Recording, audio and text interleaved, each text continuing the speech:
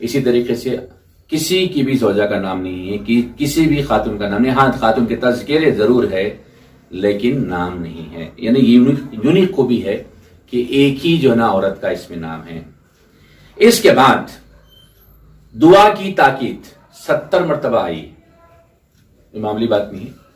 70 مرتبہ اللہ تبارک و تعالیٰ نے تاکید فرمائی کہ دعا کرو. ادعونی دعا کرو، مجھ سے مانگو. اور عام بات جو سب آپ جانتے ہیں اس کا بھی میں تذکرہ کر دیتا ہوں. قرآن شریف میں پارے 30 ہے، سورہ 114 ہے، اور منزل 7 ہے، سجدے 14 ہے، اور آیات 6666 ہے. پھر ایک بار سن لیں. پارے 30 ہے، سورہ 114 ہے، منزل 7 ہے، سجدے 14 ہے، اور آیات 6666 ہے. اب آئیے آیتوں کی تقسیم بھی آپ کے سامنے رکھ دوں. مفسرین نے آیتوں کی تقسیم 10 عناوین کے تحت کی ہے، 10 عنوانات کے تحت کی ہے. پہلے جو عنوان ہے عوامر یعنی امر کی جمع عوامر ہے، یعنی جس میں اللہ تعالیٰ نے آرڈر دیا ہے، حکم دیا ہے، جس آیت میں اللہ تعالیٰ نے کہ اپنے بندوں کو حکم دیا کہ یہ کرو، تو ایسی آیتیں 1000 ہے. نواہی کا مطلب ایسی آیتیں جس میں اللہ تبارک و تعالیٰ نے کسی کام کے کرنے سے روکا ہے، یہ نہیں کرو، ایسا نہیں کرو کہا ہے، تو وہ 1000 کی تعداد میں ہے. قصص سابقہ نبیوں کے، سابقہ قوموں کے، سابقہ لوگوں کے جو اللہ تبارک و تعالیٰ نے قصے بیان کیے ہیں قرآن مجید میں، تو وہ 1000 کی تعداد میں ہے. واز اللہ تبارک و تعالیٰ نے 1000 کی تعداد میں ایسی آیت نازل کی ہے جس میں واز بیان کیا ہے، یعنی نصیحت کی ہے اللہ تبارک و تعالیٰ نے. وعدہ، اس کے بعد وعدے والی آیتیں، اللہ تبارک و تعالیٰ مسلمانوں سے، مومنوں سے جو وعدے کیا ہے، تم کو جنت میں داخل کیا جائے گا، تم کو ایسی جگہ داخل کیا جس کے نیچے سے نہریں جاری ہوں گی، وغیرہ وغیرہ جو وعدے ہے وہ 1000 ہے. وعید یعنی جس میں ڈرایا گیا کفار و مشرکین کو، ان کو جہنم کی آگ سے ڈرا گیا، جہنم کی عذابات سے ڈرا گیا، وہ آیتیں 1000 ہے. یعنی 6000 کی تقسیم سمجھ میں آئی. عوامر، نواہی، قصص، واز، وعدہ، وعید، یہ 6 عناوین ہوئے. 1000 کی تعداد میں 6000 آیتیں ہوئی. پھر اس کے بعد حلال، 7ویں عنوان کا نمبر ہے حلال، یعنی ایسی آیتیں جس میں اللہ تبارک و تعالیٰ نے حلال جانوروں کا، حلال پرندوں کا، حلال رشتوں کا تذکرہ کیا ہے، وہ 250 کی تعداد میں ہے. حرام سے مراد ایسی آیتیں جس میں اللہ تبارک و تعالیٰ نے حرام رشتوں کا تذکرہ کیا ہے، یا حرام جانوروں کا، یا حرام پرندوں کا تذکرہ کیا ہے، وہ 250 ہے. پھر اس کے بعد اللہ تبارک و تعالیٰ نے 100 آیتیں ایسی نازل کی ہے جس میں مثال دے کر سمجھایا ہے. مثال دے کر، یعنی کوئی بات کو واضح کرنے کے اللہ تعالیٰ نے مثالیں دی ہے، وہ مثال دے کر سمجھایا، ویسی آیتیں 100 ہے. اور دعائے کلمات بھی قرآن شریف میں رب ربنا آتنا فی الدنیا حسنہ وغیرہ جو دعائیں ہیں، ایسی دعائیں 66 کی تعداد میں ہیں. تو جملہ 10 عناوین ہوئے. پھر ایک بار سن لیں. عوامر، نواہی، قصص، واز، وعدہ، وعید، یہ 1000 ہوئے.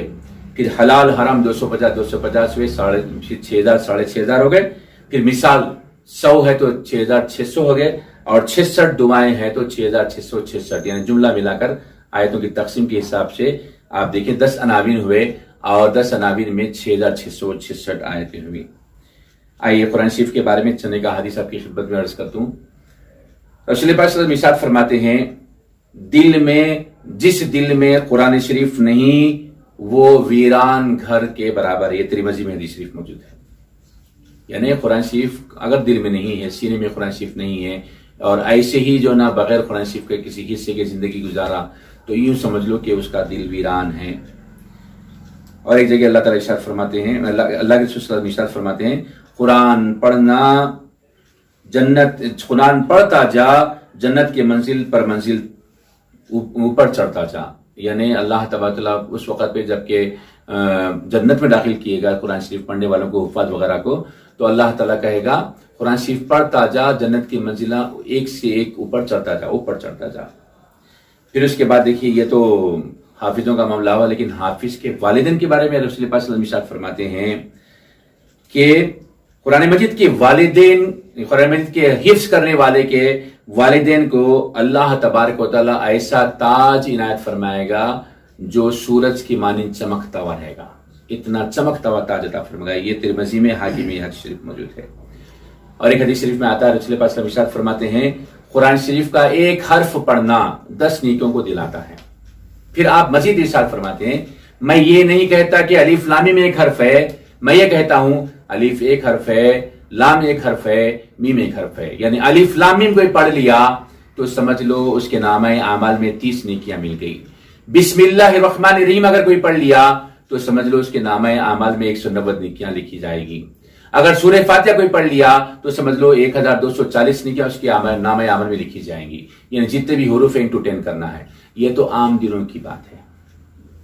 رمضان المبارک میں قرآن شریف پڑھنا اللہ کی مرضی ہے، 1 سے 70 گنا تک ثواب اللہ تعالیٰ بڑھا دیتے ہیں، اور اخلاص اگر ہو تو پھر 700 گنا تک اللہ تعالیٰ اجر عطا فرماتے ہیں۔ کوئی الف لام میم اگر بول لیا تو 2100 نیکیاں اس کے نام اعمال میں لکھی جائیں گے۔ غور کیجئے گا کتنے 2100 نیکیاں آج ہم کو قدر نہیں، اس وقت پر جب کہ ایک نیکی کی اگر کمی پڑ جائے گی اللہ تعالیٰ موقع دے گا کہ جا ایک نیکی تو لا لے، تیری بیلنس شیٹ ٹیلی ہے، تیرے گناہ اور نیکیاں برابر ہے، نیکی بڑھ گئی تو پھر تیرے کو جنت میں داخل کیا جائے گا، ایک نیکی بھی لا لیتا ہے تیرے کو جنت میں ڈال دیا جائے گا۔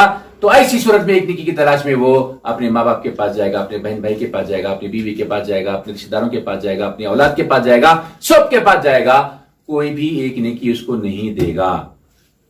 آج کتنا اپنے کو آسانی کے ساتھ نیکیوں کے خزانے ہمارے پاس ہے، یعنی گویا یوں سمجھو کہ نیکیوں کا خزانہ ہمارے زبان میں اللہ تعالیٰ رکھ دیا ہے، جتنے چاہے نیکیاں چھاپ کر اپنے نام عمل میں ہم محفوظ کر کے رکھ سکتے ہیں۔ بڑے افسوس کی بات ہے پھر بھی بعض لوگ ایسے ہیں قرآن شریف کو رمضان شریف پہ بھی نہیں کرے، اور افسوس پہ افسوس یہ ہے کہ اب تو 24 آورس ہم کو فرصت ہی فرصت ہے، لاک ڈاؤن کا زمانہ ہے، پھر بھی بعض لوگ ایسے ہیں کہ قرآن شریف پڑھنا ان کے لیے بڑا بوجھ معلوم ہوتا ہے۔ اللہ تعالیٰ سب کو قرآن شریف پڑھنے والا بنائے۔ اور ایک حدیث شریف میں رسول پاک ارشاد فرماتے ہیں تم میں بہترین شخص وہ ہے جو قرآن پڑھے اور پڑھائے۔ قرآن شریف پڑھنا ہے اور دوسروں کو پڑھانا ہے تو سب سے یعنی لوگوں میں بہترین شخص وہ ہوگا۔ پھر اس کے بعد اور ایک موقع پہ آقا ارشاد فرماتے ہیں قرآن مجید کی تلاوت بہترین عبادت ہے، عبادتوں میں بہترین عبادت قرآن شریف کی تلاوت ہے۔ اب آئیے وقت طول پکڑ رہا ہے، میں صرف ایک مثال دے کر کے اپنی بات میں ختم کر لیتا ہوں۔ یعنی آج جو انسان کی کیفیت ہے وہ انسان کی کیفیت کو کسی اچھے ولی نے سمجھایا ہے، پریکٹیکلی اس کو سمجھ اگر گئے آپ تو پھر قرآن شریف سے جڑ کے رہنا اپنی زندگی کا مقصد آپ سمجھنے لگیں گے۔ ایک ضعیف آدمی، ایسا ضعیف آدمی جس کے منہ میں بھی دانت جاتے رہے، جس کی آنکھوں کی بینائی بھی کم ہو گئی ہے، جس کا ذوف کا حال یہ ہے کہ وہ کمزور ہو گیا ہے، ایسا شخص جب ڈاکٹر صاحب کے پاس گیا، جا کر کے کہا کہ ڈاکٹر صاحب مجھے چیزیں کوئی نظر نہیں آ رہی ہے، دھندلا دھندلا سا نظر آ رہا ہے، تو ڈاکٹر صاحب نے کہا یہ آپ کے ضعف کی وجہ سے، آپ کے ضعیفی کی وجہ سے ہے۔ پھر اس کے بعد ڈاکٹر صاحب ذرا سنائی بھی میرے کو کم دے رہا ہے، تو کہا یہ آپ کی عمر کی وجہ سے ہے، آپ کے ضعف کی وجہ سے ہے۔ ڈاکٹر صاحب کچھ کھاتا ہوں تو مزہ نہیں آتا، بھائی چٹخوری زبان رہی ہوں گی، اچھے کھا کھا کی عادت رہی ہوگی، اب وہ مزہ ہی نہیں محسوس کر رہا ہے زبان پہ، تو ڈاکٹر صاحب مجھے زبان سے کوئی چیز میں کھا رہا تو زبان پہ مزہ ہی نہیں آ رہا، تو ڈاکٹر صاحب نے کہا یہ بھی آپ کی عمر کی وجہ سے ہے۔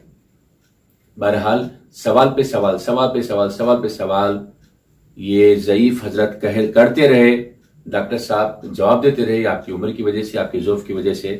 اب ان کو غصہ آ گیا، اپنے چیئر سے، اپنی سیٹ سے اٹھے، ڈاکٹر صاحب کو ایک پچکڑ رسید کر دیا، ایک پچکڑ مارا۔ ڈاکٹر صاحب سمجھدار تھے، انہوں نے اپنے کلے کو سہلاتے ہوئے کہا خیال مت کریے، برا مت مانیے، یہ آپ کا مارنا بھی آپ کی عمر کی وجہ سے۔ تو انہوں نے بولے کیا تو صرف ایک ہی چیز پڑھا؟ دوسرا کچھ آتا نہیں تیرے کو؟ ہر چیز کے لیے ایک ہی جواب دیتا ہے، عمر کی وجہ سے، عمر کی وجہ سے، عمر کی وجہ سے، ضعیفی کی وجہ سے. قصہ کیا ہے؟ تو پھر ڈاکٹر صاحب نے سمجھایا کہ کسی بھی چیز کو استعمال کرتے کرتے اس کا جو حالت ہوتی ہے اس کے ڈیمنش ہوتے رہتا ہے، کھساوٹ آتی رہتی ہے، کمی اس کی چیز میں ہو جاتی ہے. عمر کے بعد ایسی چیزیں ہوتے ہیں، بالکل کامن بات ہے. ڈاکٹر صاحب کے اچھی طرح سمجھانے کے بعد ان کو سمجھ میں آیا، ہاں صحیح بولے ڈاکٹر صاحب، چونکہ وہ پچکڑ مارنے کے بعد عقل ٹھکانے آ گئی تھی ان کا پورا غصہ ختم ہو گیا تھا. ڈاکٹر صاحب کو پچکڑ مارا، اور بھی ڈاکٹر صاحب اس کا جواب نہیں دی. بڑی بات تو یہ ہے، ڈاکٹر صاحب اگر جواب دیتے تو پھر ڈاکٹر صاحب سمجھانے میں ناکام ہو جاتے. اب ڈاکٹر صاحب کو کامیابی جو ملی ہے وجہ یہی رہی ہے کہ ڈاکٹر صاحب پچکڑ بھی کھا کے اپنے کلے کو چلاتے ہوئے کہا، خیال مت کریے، یہ بھی آپ کی عمر کی وجہ سے ہی ہے، یہ بھی آپ کی ضعیفی کی وجہ سے ہی ہے. تو آئیے اب اسی مثال کو آپ اپنی پریکٹیکل لائف میں اپلائی کریے. ہمارے گھروں میں عورتیں اپنے سروں پر پلو نہیں اوڑھ رہی ہے، دوپٹہ نہیں اوڑھ رہی ہے، تو اس کا جواب ہے قرآن شریف کی تعلیمات سے دور ہونے کی وجہ سے. ہمارے نوجوان بیٹے بیٹیاں ماں باپ کے نافرمان ہو رہے ہیں، تو اس کا جواب ہے قرآن شریف کی تعلیمات سے دوری کی وجہ سے. ہمارے میں لوگ اکثر شکایتیں کرتے ہیں، غیبتیں کرتے ہیں، تو اس کا جواب ہے آپ قرآن شریف کی تعلیمات سے دور ہو جانے کی وجہ سے ایسا ہو رہا ہے. غرض اسی طریقے سے ہمارے معاشرے کی ہر برائی کو آپ دیکھیں گے تو سب کے لیے کامن آنسر ملے گا. کیا آنسر ملے گا؟ کہ ہم قرآن شریف کو چھوڑنے کی وجہ سے آج اس نوبت پہ پہنچ گئے ہیں. معزز تھے زمانے میں، وہ مسلمان ہو کر ہم خار ہوئے تاریخ قرآن ہو کر. اقبال صاحب کیا خوب فرمائے ہیں. وہ زمانے میں عزت جو پائے تھے لوگ، کیوں پائے تھے؟ مسلمان ہو کر پائے تھے. اور آج ہم خار ہو رہے، ذلیل ہو رہے. کیوں ہو رہے ذلیل؟ ہم قرآن شریف کو چھوڑ دیے. ہمارے پاس ہر ایک طرح کی کتاب کے مطالعے کے لیے ٹائم ہے. غرض یہ ہے ٹائم اگرچہ پاس نہیں ہو رہا تو ناول کی کتاب ہمارے پاس ہے جس کی وجہ سے ہم ٹائم پاس کر سکتے ہیں. لیکن بڑے افسوس کی بات ہے، قرآن شریف پڑھنے کے لیے علماء کتنے پروپوزل دیتے ہیں. بھائی روزانہ آپ ایک پیج پڑھو، آپ کم سے کم ایک سال میں آدھی قرآن شریف پڑھ پاؤ گے. بھائی روزانہ آپ کم سے کم پاؤ پارا پڑھو تو آپ جو ہے نا 4 مہینے میں شاید آپ قرآن شریف ایک مکمل کر سکتے ہیں. روزانہ ایک پارا پڑھو تو مہینے میں قرآن شریف ہو جائے گی. ارے حد یہ ہے جو حفاظ ہے، جو حفظ کرے ہوئے ہے، ان کے لیے ان کے اساتذہ جو انسٹرکشن دیتے ہیں، زندگی میں تم مرنے تک روزانہ 2 پارے کم سے کم پڑھنا. آج ہمارے معاشرے میں بڑی چپتی ہوئی میں بات آپ سے عرض کروں، کتنے حفاظ ہیں جو روزانہ 2 پارے پڑھتے ہیں؟ کتنے حفاظ ہیں؟ رمضان مبارک آیا 1 مہینے پہلے سے، بس تھوڑا ڈل کے تھوڑا سا ریوائز کر لیے، تراویح سنا دیے، اب بس ان کی ذمہ داری ختم ہوگی. قرآن شریف سے جڑ کے رہو. قرآن شریف سے جڑنا ہی ہماری کامیابی ہے. قرآن شریف کو ہم نے کیا سمجھا؟ قرآن شریف کو ہم نے ثواب کی کتاب سمجھا، مر گئے تو نکال کے پڑھنے والی کتاب سمجھا. نہیں، قرآن شریف تو مکمل ضابطے حیات ہے. سارے کا سارا اس میں ہماری زندگی کا طریقہ لکھا ہوا ہے. پیدائش سے لے کے موت تک ہم کو کیسے زندگی گزارنا ہے اس کے انسٹرکشن اس میں لکھے ہوئے ہیں. ہماری زندگی کیسی ہونا چاہیے، ہمارے معاملات کیسے ہونا چاہیے، ہماری سماجی زندگی کیسی ہونا چاہیے، ہماری معاشی زندگی کیسی ہونا چاہیے، ہم کو کیا کرنا چاہیے، کیا نہیں کرنا چاہیے، کیا حلال ہے، کیا حرام ہے، کیا اپنانا، کیا چھوڑنا، کیا جو نہ ہمارے لیے بہتر ہے، کیا ہمارے لیے بدتر ہے، ہمارے ماں باپ کے ساتھ ہمارا رویہ کیسا ہونا چاہیے، ہماری اولاد کے ساتھ ہمارا رویہ کیسا ہونا چاہیے. ہر ایک چیز اگر آپ کو چاہیے، آپ قرآن شریف دیکھ لیجیے، اس میں ہر چیز موجود ہے. اور ہم سارے کے سارے چیزوں سے بے بہرا ہو کے اپنی زندگی گزارے. کیوں؟ اس لیے کہ قرآن شریف تو مر گئے تو اس نکالنا ہے. ایک بزرگ تو لکھتے ہیں کہ قرآن شریف بعض اوقات تو بد دعا دیتا ہے، اللہ کوئی گھر میں مرو، کوئی مر جائے گا تو قرآن شریف ہم کو جو ہے نکال کے پڑھا جائے گا. ہم تو قرآن شریف کو زینت سمجھے، طاقتوں کی زینت بنا کے اس کو رکھے ہوئے ہیں. اللہ کے واسطے اس کے توسط سے، یہ بیان کے توسط سے میں آپ کو معروضہ رکھ رہا ہوں، آپ کی خدمت میں، آپ سے میں عرض کر رہا ہوں، گزارش عرض کر رہا ہوں، قرآن شریف سے جڑ جاؤ. اللہ کے واسطے قرآن شریف کم سے کم روزانہ 1 صفحہ ترجمے کے ساتھ پڑھو، تدبر کے ساتھ پڑھو، اس کے اوپر فکر کرو، غور کرو، آخر کیا ہے یہ، کیوں ہے یہ. ہر ایک چیز وہ لوگ پڑھ رہے ہیں، پڑھ کے تحقیق کر کے کامیابی کے جھنڈے گاڑ رہے ہیں، ایک چیز پہ فکر کر رہے ہیں، غور کر رہے ہیں. پھر اس کے بعد میں ہر ایک چیز پہ انہوں نے ریسرچ کیا ہے، اور ریسرچ کر کے جو غیر قوم والے ہیں، ریسرچ کر کے کامیابی کی منزلوں پہ منزلہ طے کرتے چلے جا رہے ہیں. اور ہم قرآن شریف کو ثواب کی کتاب سمجھا، خالی مر گئے تو پڑھنے والی کتاب سمجھا، اور بہت زیادہ اچھا آدمی ہے تو رمضان میں پڑھنا ہے، 11 مہینے تو قرآن شریف کو ہاتھ بھی نہیں لگانا ہے. اللہ کے واسطے بالخصوص نوجوانوں سے میری گزارش ہے، روزانہ 1 پیج پڑھو، 1 پیج ہی صحیح، 1 پیج ہی پڑھو بھائی، کوئی بات نہیں، 2 سال میں آپ کی قرآن شریف ختم ہوتی ہوں گی. 1 پیج پڑھو، لیکن ٹرانسلیشن کے ساتھ پڑھو، سمجھو، تدبر کرو. اور علماء کی کمی نہیں ہے. پہلے تو جو نا پورے محلے میں ایک آدھ عالم اگر ہو تو بہت بڑی بات ہو جاتی تھی. آج گلی کو کم سے کم ایک گلی میں ایک عالم تو موجود ہے. الحمدللہ کوئی نہ کوئی عالم ہے، علم جاننے والا ہے. آپ کوئی چیز سمجھ میں نہیں آتی ہے تو رجوع ہو جاؤ، علماء سے پوچھو بھئی یہ کیا ہے، اس کا مقصد کیا ہے، اس کا مفہوم کیا ہے. آپ تڑپ لے کے آئیں گے تو عالم بھی آپ کو سمجھائے گا، ہاں یہ نہیں، یہ اس کا مطلب ہے. تو بہرحال میں یہ میسیج کے ساتھ اپنی بات کو سمیٹتا ہوں، ختم کرتا ہوں، اور اللہ تبارک سے دعا گوں، یا اللہ رسول پاک صلی اللہ علیہ وسلم کے صدقے طفل میں ہم کو قرآن شریف پڑھنے والا ہم ہمیشہ بنائے رکھے، قرآن شریف سمجھنے والا ہم کو ہمیشہ بنائے رکھے، قرآن شریف کی تعلیمات پر عمل کرنے والا ہم سب کو بنائے رکھے. میرے مولا قرآن شریف کی تعلیمات کو دوسروں تک پہنچانے والا ہم سب کو بنائے رکھے. میرے مولا رسول پاک صلی اللہ علیہ وسلم کے صدقے طفل میں ہم کثرت سے قرآن شریف تلاوت کرنے والے بن جائیں. میرے مولا یہ آخری دہا چل رہا ہے، جتنا بھی ہو سکا ہے زیادہ سے زیادہ اس ماہ مبارک میں ہم کو قرآن شریف کی تلاوت کرنے والا بنائے رکھے. یا اللہ رسول پاک صلی اللہ علیہ وسلم کے صدقے طفل میں ہم کو شب قدر کی فیض و برکات سے، رحمتوں سے مالا مال فرمائیے. میرے مولا شب قدر کی برکات سے ہمارے سینوں کو منور فرما دیجیے، ہمارے سینوں کو کشادہ فرما دیجیے. یا اللہ رسول پاک صلی اللہ علیہ وسلم کے صدقے طفل میں تمام عالم کے مسلمانوں کی جانوں کی، مالوں کی، عزتوں کی، آبروں کی حفاظت فرمائیے.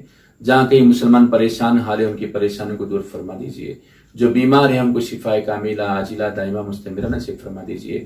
جو مقروض ہے ان کے قرضوں کی بوجھوں کو ہلکا فرما دیجیے. میرے مولا جہاں پر نوجوان بچے بچیاں شادی کے لائق بیٹھے ہیں، میرے مولا ان کے نیک نصیبے فرما دیجیے، ان کے نیک نصیبے فرما دیجیے. میرے مولا ان کے نیک نصیبے فرما دیجیے. رسول پاک صلی اللہ علیہ وسلم کے صدقے طفل میں میرے مولا تمام عالم کے مسلمانوں کو صحت کے ساتھ عزت کی زندگیاں عطا فرمائیے.